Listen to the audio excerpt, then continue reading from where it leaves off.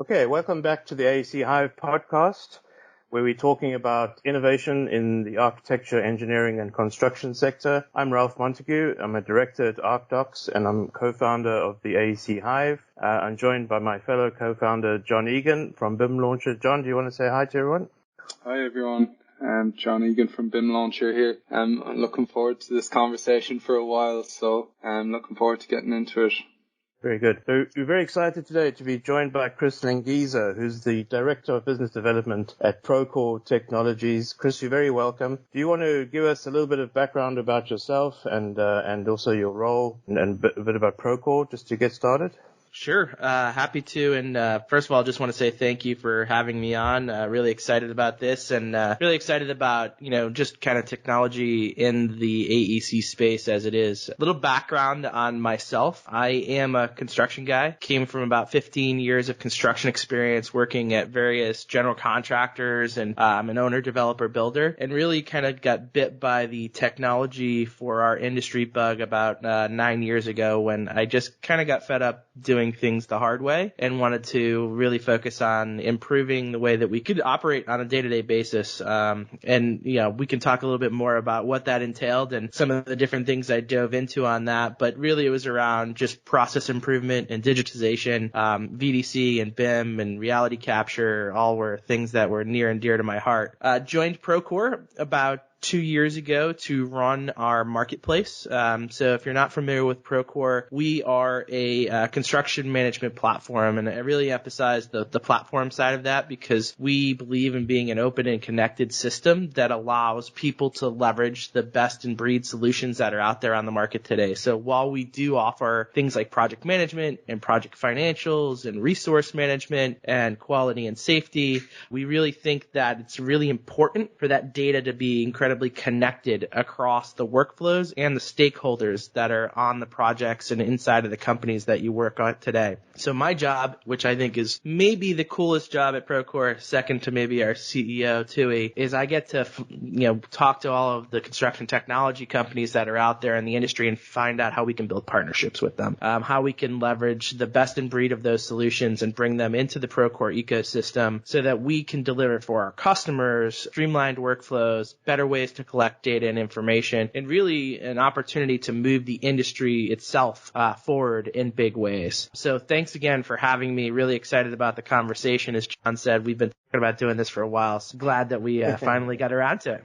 Excellent. So you bring a really interesting perspective then, because you've spent time in the industry itself and now you're working for a technology company. And of course, the technology companies would by their nature be innovative and would have a dedication to R&D and pushing things along. So you've seen both sides of the coins. I mean, one of the reasons we started AEC Hive was we felt that in general the construction industry didn't have that same drive to innovation and research and development. Of course, a lot of innovation's happening on particular projects, but it hardly ever gets distributed outside of the projects, and people tend to go on to the next project and almost redo the innovation. Would that be your view? Yeah, it's a great thought, right? So as we look at our industry, we're brought with some interesting challenges.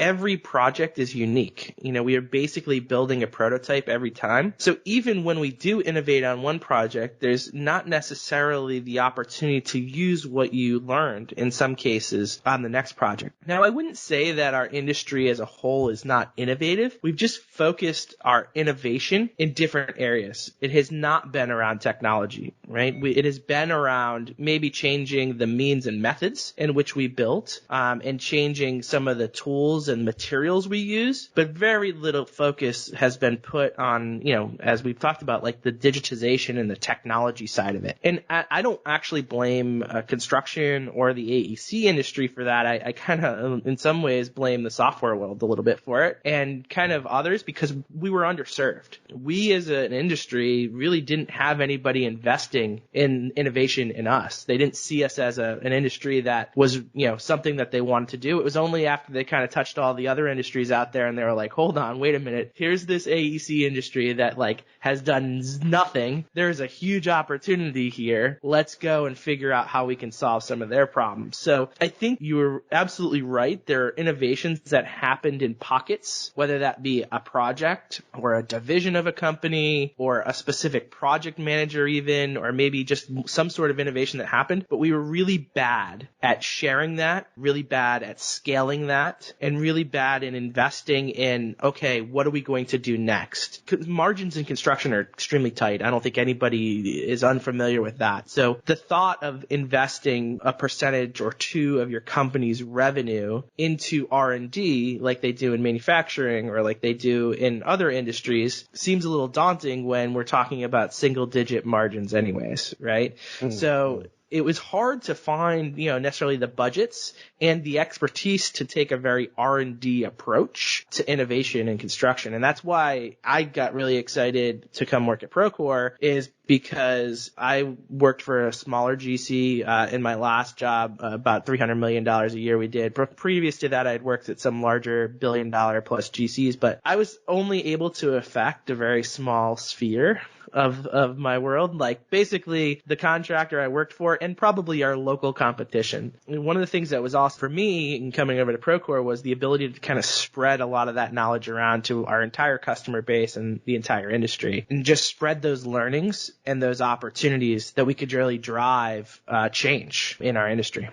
Excellent. I mean, that resonates so much with what John and I have been talking about in the AEC Hive, of creating a place where people could share what they're doing and, to a broader audience, and get people out of their silos and their pockets of innovation, and, just make it more open to everyone. I'll add one piece to that. I think what's interesting about that is I remember going to my first Autodesk University, like as I was really kind of getting into the BIM and VDC side of things. And I'm pretty sure that I was presenting on a topic, and I'm pretty sure in the back of my president's head was, this guy's going to go and share all of the secrets that he has about how we're beating our competition. I think that is a big shift that's happened in our industry, the openness and, organizations like yourselves that encourage that collaboration, that bring people together so that they can share those ideas. Just because you talk about how you did something doesn't mean that someone is going to be able to replicate it. In the software world, we talk about being able to build products that are difficult to replicate. Well, in the construction world, we should talk about building processes that are difficult to replicate, because we're all going to leverage kind of the same technology in a lot of cases. But what is the process, and how did you bring that together with the people, the technology, and then that process that's difficult for your competition to replicate? Explain to some of our listeners what a platform is. Just your understanding of the difference between a software product like Procore and you mentioned in the beginning this platform approach. Yeah. What makes Procore different to, say, BIM 360 or ProjectWise or? Absolutely. Happy to expand on that. And I'll take a step back out of construction technology to explain it a little bit more. When you think about platforms, as we look around kind of our lives today, platforms are changing just about everything we do, right? I'm pretty sure that everyone who listens to this podcast has probably bought something on Amazon, right? Amazon built a platform for selling goods, and it started off with books, but then they started to bridge out into other things. It's something that someone came and built a business on top of, right? And, other platforms like Uber have changed the way that we travel and get from place to place. Airbnb, on how we are able to, get a hotel room or not a hotel room anymore and find a place to stay. These are things that are disrupting industry as a whole. And really at the core of them it is some sort of technology platform that is open for others to come and build a business on top of. It is not just one product that is focused on solving one problem. It is focused on solving the problem of either an entire industry or entire demographic, and it allows others to come and be successful on it. And so when we talk about that from the Procore perspective, we know that we cannot build every single tool that is necessary to run a construction project. And we're not even going to try to,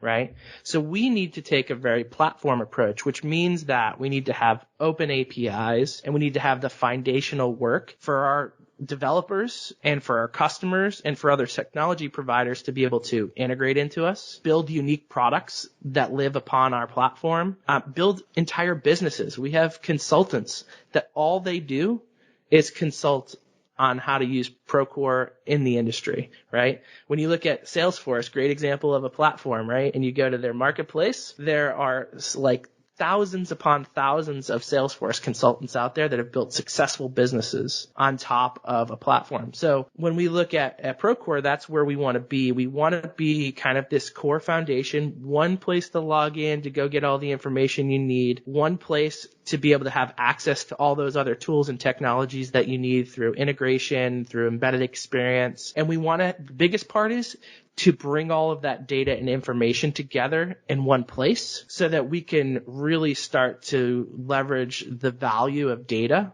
and start to do things like predictive insights and deliver more information for you to run your business and be effective at it.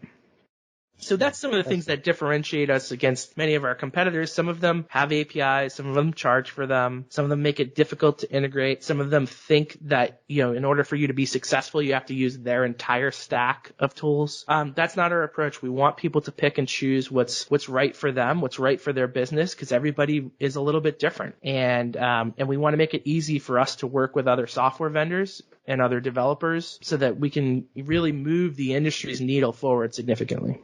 Given your experiences in both construction and on the technology side, what models do you see work in terms of driving innovation? I mean, John and I have had lots of discussions about hackathons versus workshops versus, very formal projects, innovation projects. Yeah, is it all of those or is it some of those? What's your experience of what delivers real innovation and what is just having a bit of fun, but then it doesn't actually result in anything? Yeah.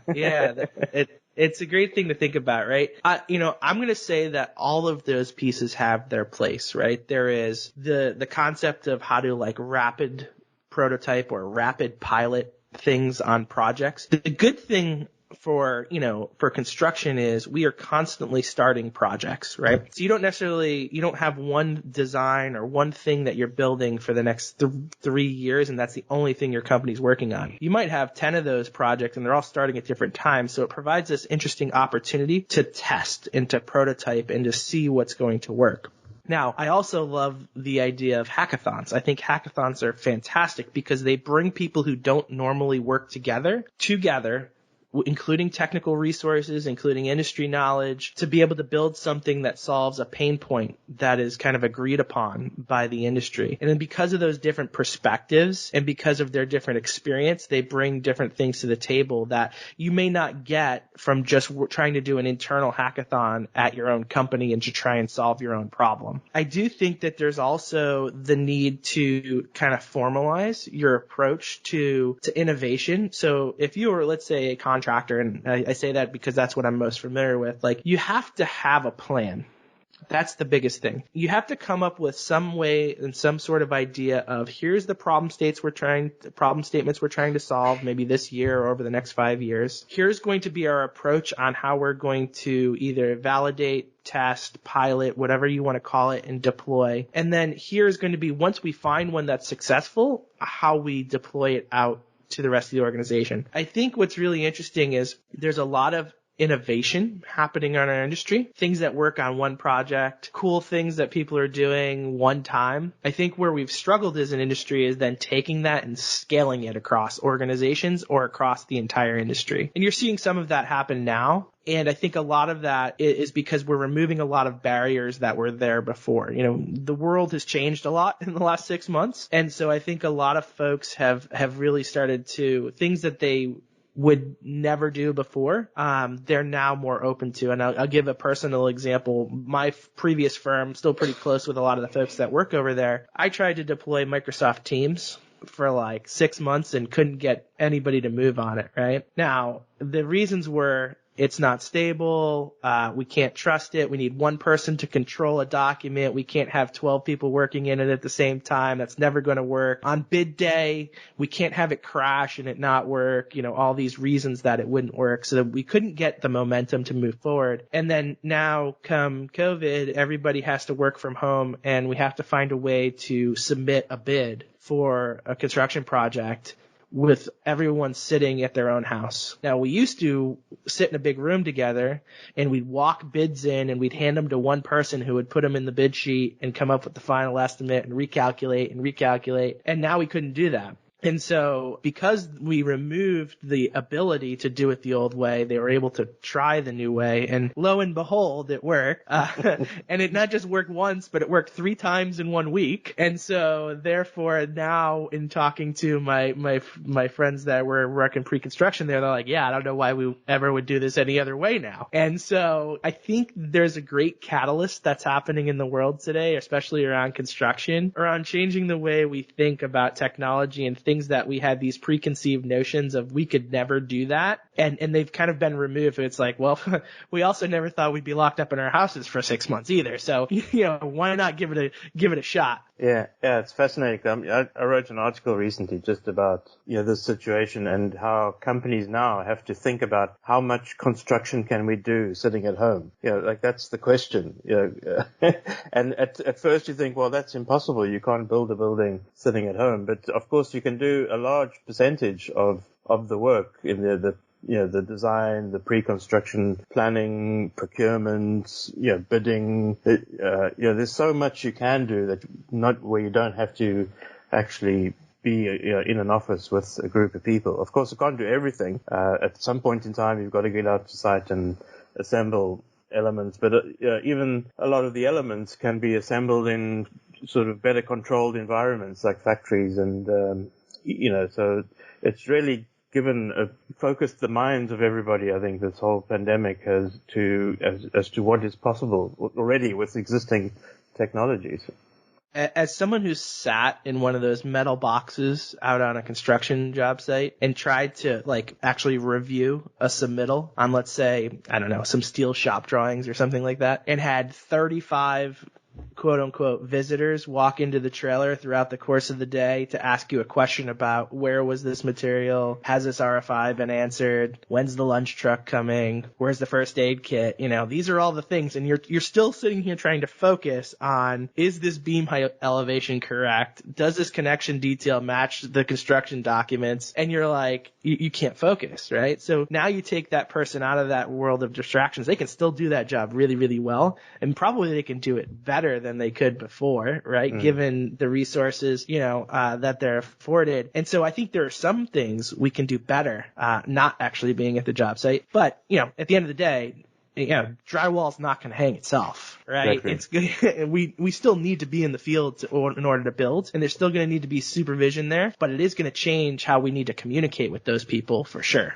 Yeah. Just to come back to the hackathon and platform idea, I was just thinking, do platforms like Procore and, your sets of APIs and things make for an opportunity for better hackathons where people can come together and you can say, look, we've already got these sets of APIs and tools available as a kind of a toolbox or Lego box, take them and see what you can do with them, rather than people coming together for a hackathon with nothing and trying to invent something new. Is that a model? I haven't actually seen that sort of model really, but maybe John, do you know if that's the kind of model that's happening out there? I've been at hackathons where technology vendors have sponsored, I suppose, staff time to come along and give workshops in their particular technology, try and help hackathon attendees get on board faster with the technology, and also put a prize pool at the end, or at the end of the hackathon, to try and create pull towards their technology for the attendees. I was just thinking, as you were suggesting, it's a good opportunity for vendors to actually engage with and provide the tools to people that like to go to hackathons to actually create solutions. I mean, you're really in a unique position as a vendor there, because you have you have a really good understanding of your own technology, and you can actually create tools like client-side software development kits, or high-level programming languages like scratch, if you like. You have a lot of flexibility there to actually give to the attendees if you did want to go ahead with that, or enhance their experience. And do the vendors, are they sort of open? If you have these different vendors creating different APIs, would 3 or 4 vendors come to the same hackathon, or is it a Procore hackathon or a Forge hackathon, or? John, I'll chime in there. I mean, from my perspective, we think that these vendors, including ourselves, have to come to the table together, right? Because those are the things that are going to make the difference. There's never going to be a world where there is only one piece of software out there that serves the construction industry. Now, one might be widely more popular than the others, but there's always going to be interactions and needs to solve the interactions between them. So I think having them there together actually is a benefit. And I've been part of hackathons before where part of the challenge that they wanted to solve was trying to make those technologies actually talk to each other, right?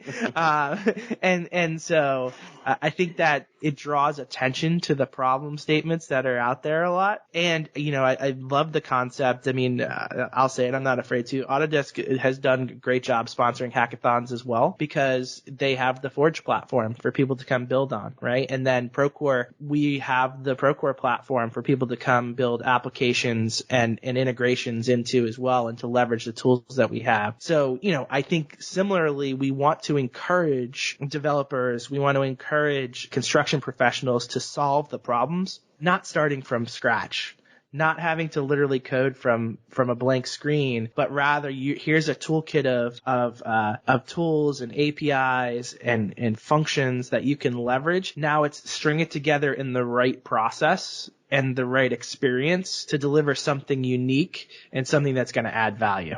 I'm not a software developer. I'm an architect, and probably worked in the industry for almost 30 years. And that's always been I'm a user of tools rather than a producer of tools. But that's been one of my observations, that often these tools seem to have been designed by people who don't understand the job it's trying to do.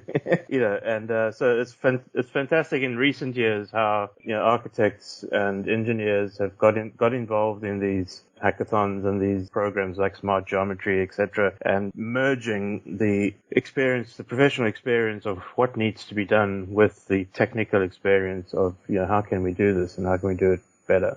Yeah, it's actually funny with BIM Launcher, my company, we focus on bridging the technologies such as like Procore and Autodesk and these other providers.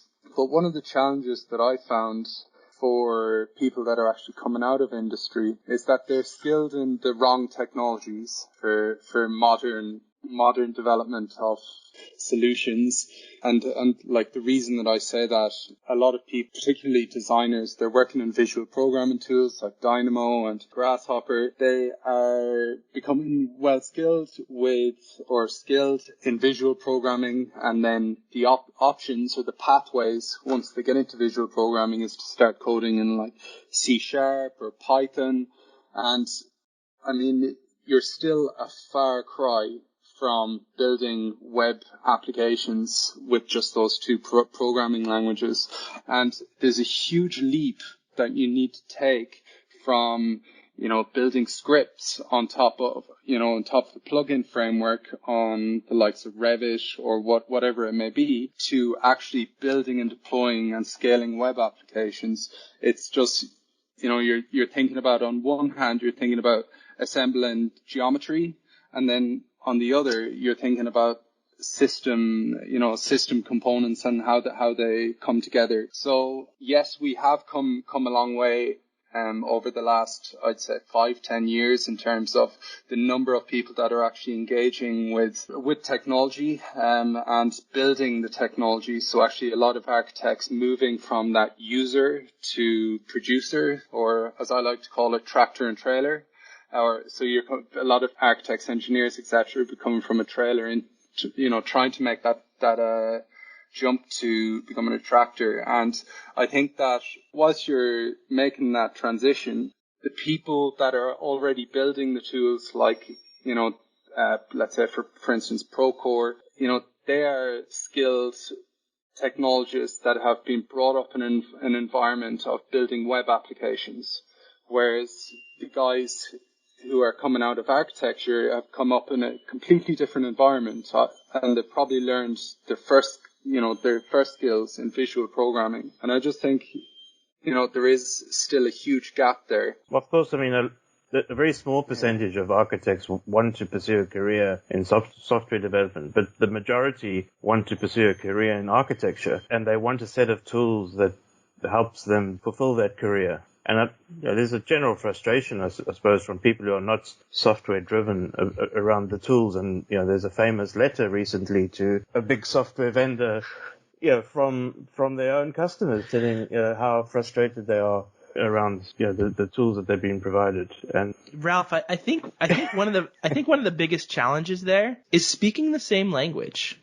That's, as someone who's made the transition from working for a contractor to working for a software company, one of the things that's made my transition a little bit easier is, I had adopted some of the newer methodologies of managing construction around like lean construction and lean design, and which, if you look at it, is very close to what the software industry would call agile, right? Mm-hmm. And so I was kind of able to, if you will, decode or translate what people were talking about and the approach that they took to designing software as to the approach that we would go to design a building or to build a building if we were using that lean methodology. And it's funny because I did a panel discussion, I don't know, it's been 5 years maybe, about this exact topic, where I was the construction industry guy, and I sat down with a gentleman from Bluebeam, a gentleman from Trimble, and a gentleman from Procore, and a gentleman from Autodesk. And I said, the biggest challenge that we have is we can't freaking talk to each other. We don't know how to describe the problem. We don't know how you do your work on the other side. And if we could figure that out,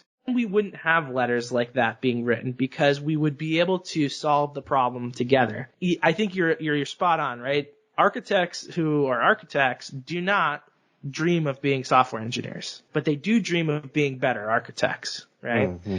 So if they can communicate the problem statement well, and in terms that the product managers and the software engineers can understand what it is they're trying to solve, and that really starts with, you actually got to get in the room with them. And that, I will say, what I will take a stance on is one of the reasons I came to work for Procore is we really make sure that we get in the room with our customers and the industry to really understand their problems. So I was a customer before I came to work for Procore for 3 years, and I had more meetings with product managers and with engineers in that 3 years than I had in the previous 8 with any of the other software companies that I worked with combined. And so when you really put a focus on one industry, and you really put a focus on understanding the pain and the struggle that your customers are having, I think you can build a better solution so that those people who dream of being better general contractors and don't have any interest in being software vendors can have the tools to be better, run better businesses.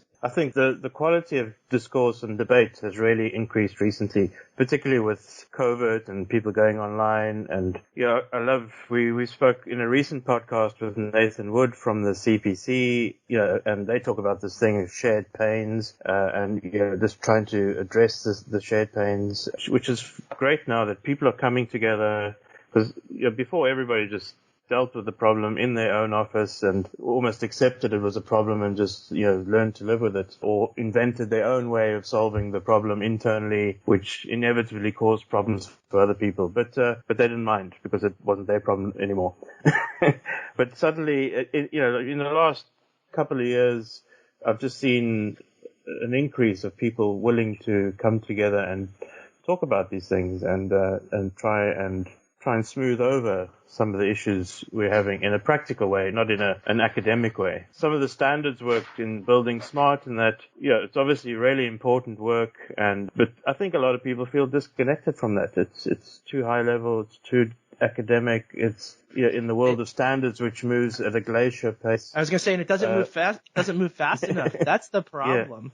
I mean, I was a original member of the Construction PDF Coalition, which was the organization that turned into the Construction Progress Coalition. And the whole reason that we kind of transitioned a little bit there is that we were trying to drive standards in the way that drawings were created in the PDF format, and we realized we couldn't drive change fast enough. And so we really needed to turn our focus to being able to drive change in how the industry operated. And the best way to do that was to get people to come together and align on what some of our biggest pain points were. So the idea of shared pains of like, hey, let's all come and talk about what is plaguing us. And, listen, we are in a world today where people share way more about their lives and what's going right and wrong than ever before. And now people feel a lot more comfortable talking about that probably similarly, about what's going right and wrong in their business. So they can, in a group, in a setting of your peers, come up with, you know what, I have that same problem. Here's how I've tried to solve it. Oh yeah, I tried that too. That didn't work, right? But being able to get those people to come together and go, okay, well, we all have this problem, right? Everybody raises their hands. Yep. RFIs suck. We need a better way to do RFIs. And then going, okay, well, let's actually come to some way and figure out what we're going to test and how we're going to make change with it. Yeah, I mean, John and I have had lengthy debates, and what sounds like a very simple thing of moving one document from one system to another system, and trying to come up with some agreement of what it is that you need to know about the document. And we've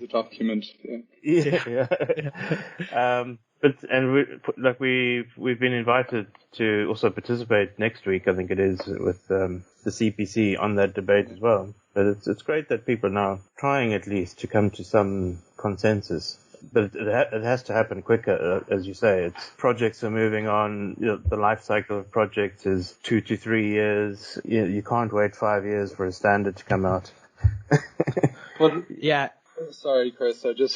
I put up an interesting tweet there about 2 weeks ago, suggesting that the standards themselves create a barrier to entry for organizations to come on board and actually adopt these technologies due to the price and the cost of actually accessing the standards. So not only are they slow, they're too expensive to actually acquire and actually get skilled up in, especially if you're only kind of touching around and trying to find solutions to the problems that you're typically then what you're faced with is, no offense, Kris, but you're faced with this wall of marketing from vendors telling you how you should do it, when really all of the academics, and it's not just academics, it's academics and industry working close together to develop a standard, a how-to guide, essentially, to collaborate on projects, to do whatever it is, with engaging technology on that project. But I just think that it's still too far away from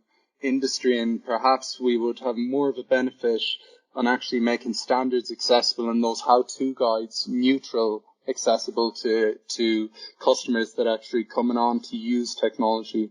Well, and I'd give the counter argument as a professional. Is it my job to make sure that the tools I use comply with the standards, or is it the job of the vendors that are selling me these tools? And that's one of the problems, I think, is that the approach of a lot of vendors is, we'll give you whatever you want. You just tell us what you want.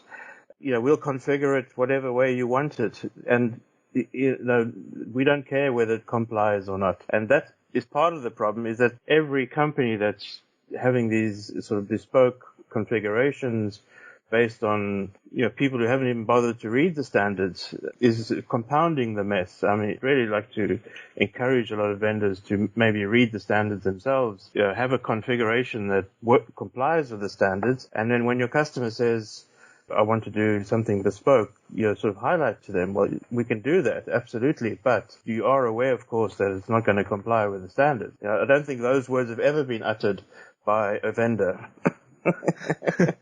It's interesting you bring that up, Ralph, because we run into this all the time, even just with people using the same software, but just between different companies, right? And so, like, they want to share information. You get a joint venture coming together, and it's like, oh, well, I have these 14 custom fields that I track on my RFI. And it's like, well, what the hell are those for? Right? And it's like, so now I need to, well, we want to have a copy of all that information. Well, we can't get a copy of that because you put this in this field instead of this in this field, right? So I agree with you, John. I think, the industry coming together and at least setting those baselines of like anything you do above and beyond X is your own. Go ahead. Feel free. But we need these 10 things, we need these 4 steps, and then, as long as you hit these 4 gating areas or you hit these 10 fields, then we should be good. And I think one of the challenges becomes around that is then, I think you and I have had this conversation before, it's not about standards anymore and a standard format to push everything to. It's about being able to access that information freely and easily, and so that you can move it between systems. Right. And trigger different workflows. And that's one of the bigger challenges is like, cool. We can collect that information. Oh, can't get it out of the system though. Nah, that's too much. That'd be too hard. Well, I can tell you from a consultant's point of view, we work with all the major vendors, and I can't today go to 4 or 5 vendors and say, can you give me a quote on a ISO 19650 Part 2 configuration for this project?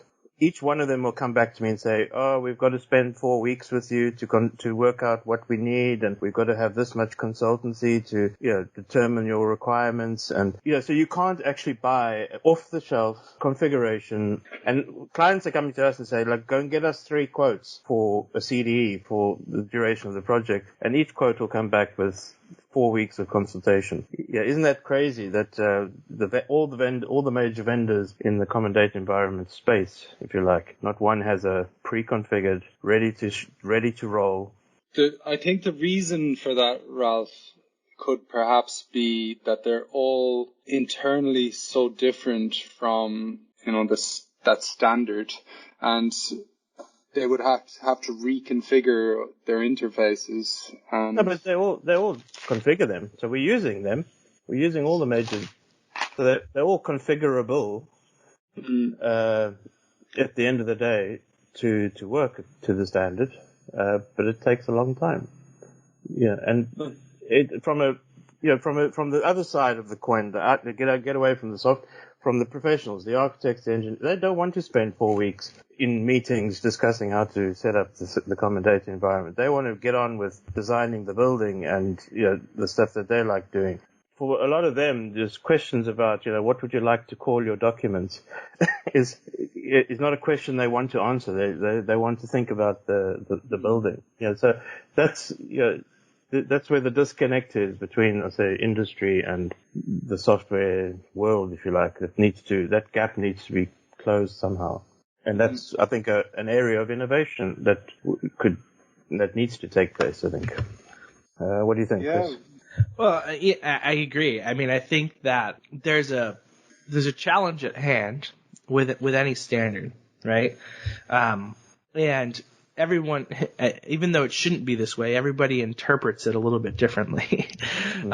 You think about that and it's like, oh, well, yeah, we've done this before on a job and quote unquote met the standard, right? And I do, what's interesting to me is the standards, as we said before, move at a more glacial pace than the software and even sometimes the industry. So by the time the standard gets out, people may be like, well, we have a better way of doing that now, right? That moves the project faster, that delivers more value to the owner, that is a better overall thing, but it doesn't meet the standard. And so I think for example, in some cases, as a contractor or an owner, when complying with the standard has to make you make a sacrifice on value on the project or a potential delivery, that can be a challenging thing. And I think that's why a lot of times those vendors want to really truly understand what are the things that you are must-haves. That's the opposite of what a standard is trying to achieve. So complying with a standard isn't trying to make things more difficult for people. It's trying to make things easy. Yeah. So when you go and book a hotel on Trivago or Bookings.com or any of these things, the information from the hotels that is being fed up the line into those systems is standardized. Me as a person looking for a hotel room, I don't really care how they got it there. I'm just looking for a hotel room. Or if I'm booking a flight, amongst the airline industry, they've standardized the sets of data that they serve up to the internet. And, from a user's point of view, I don't want to buy a €100 standard and read it to book a flight. I just want to book a flight.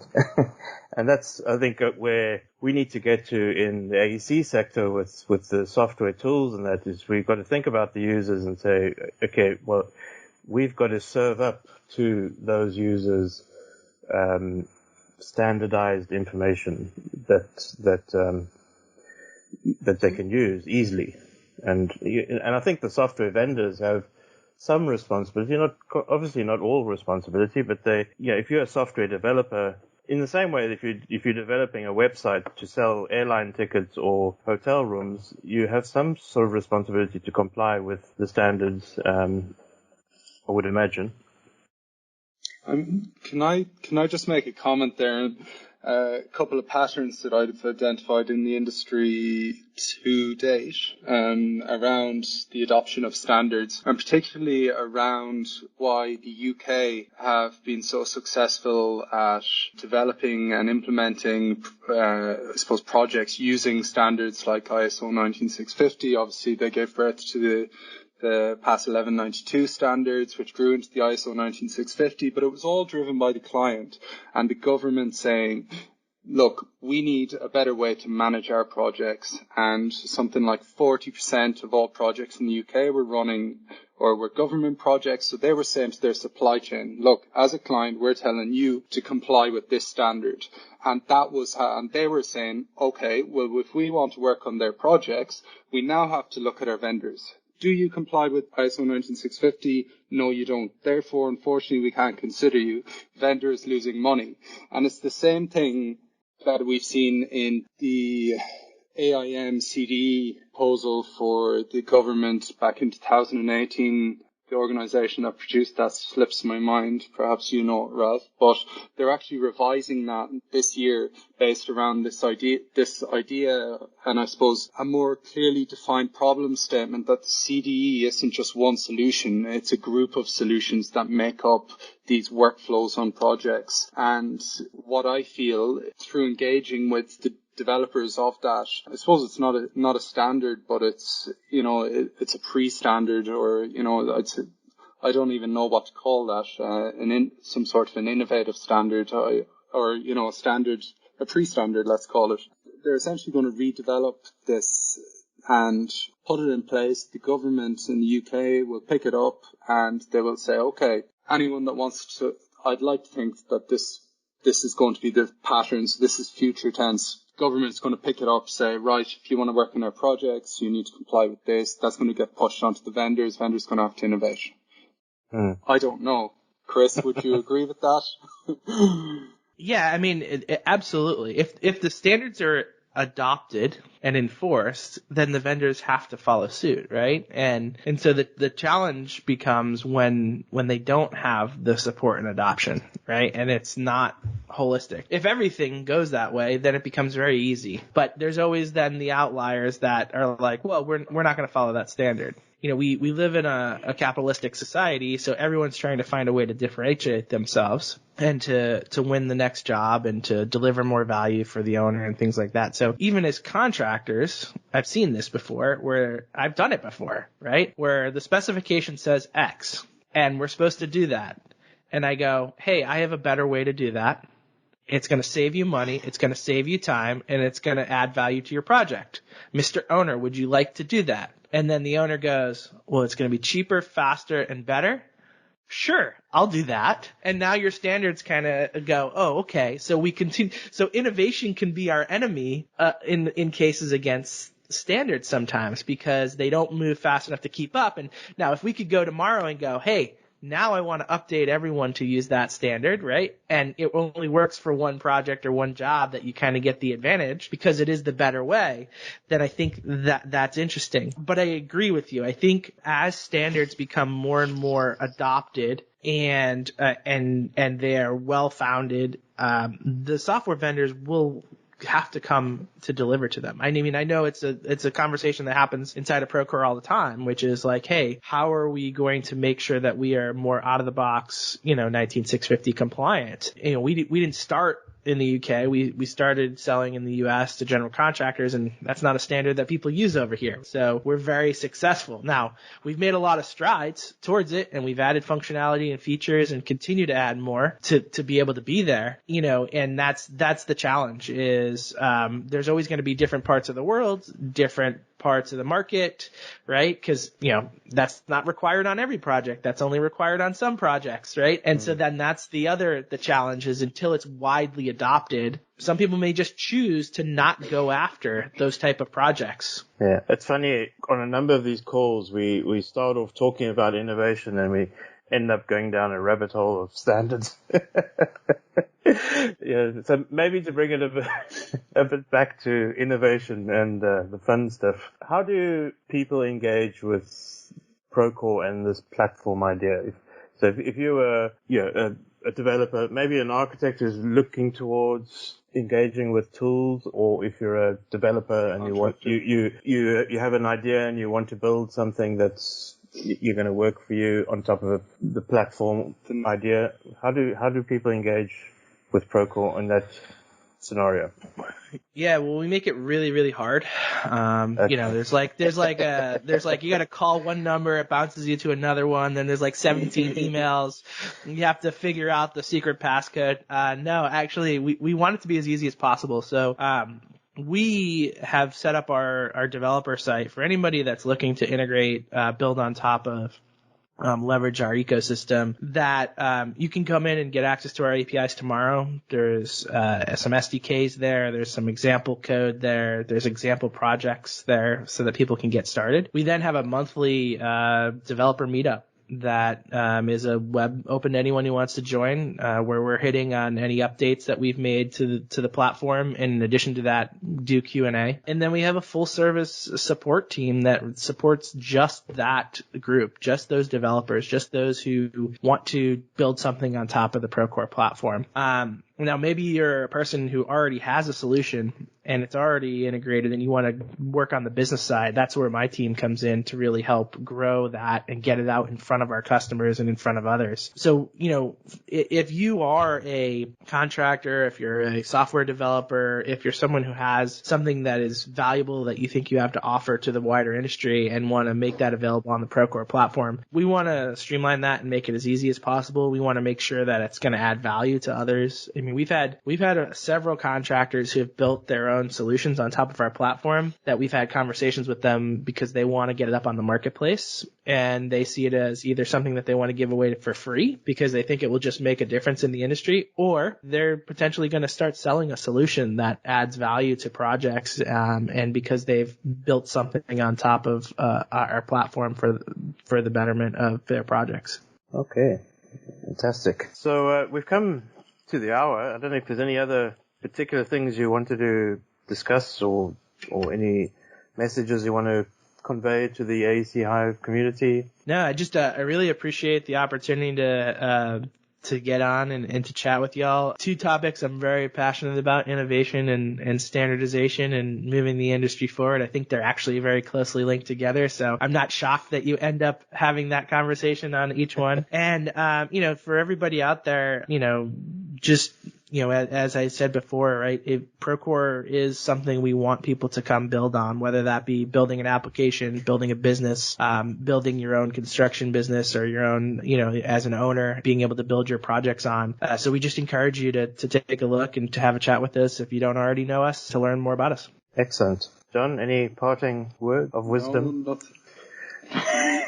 and I don't think I had any words of wisdom in the first place, Ralph. But no, just wanted to really thank Kris for taking the time to come on and share his insight. It's been really enlightening, and really enjoyed listening to your perspective on innovation. And I wish you all the best on growing the platform in the marketplace in Procore. Well, thanks, John. Appreciate it. Yeah, and from my side as well, Kris, thanks very much for your time. It's really interesting conversation, and I'm sure we're going to have a lot more of these conversations going forward. Absolutely. Look forward to it.